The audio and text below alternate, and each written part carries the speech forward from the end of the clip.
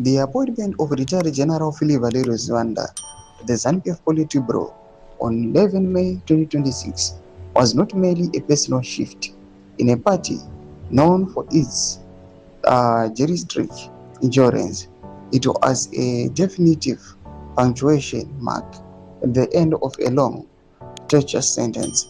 Sarabeda mashuko kudanyuka pangwa ine pamusoro the appointment ya Philip Valerio Zwanda.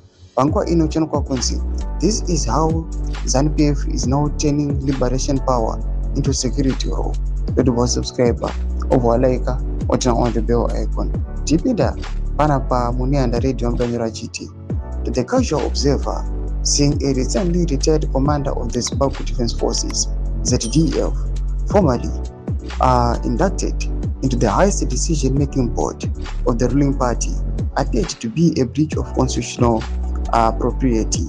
Yet, for those who have spent decades tracing the exact contours of Zimbabwe power, the event was homecoming.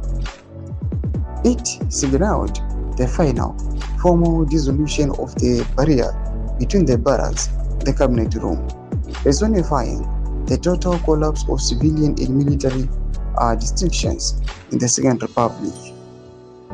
The grey silhouettes of Chinese made Type 63 armored personnel carriers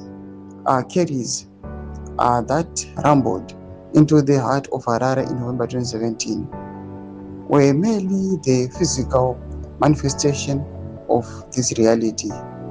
As those heavy treads ground against the asphalt of Samora Machel Avenue, the veneer of civilian supremacy, carefully curated by Robert Gabriel Mugabe for 37 years, fell away. Toma developments are ruda pangwa ino.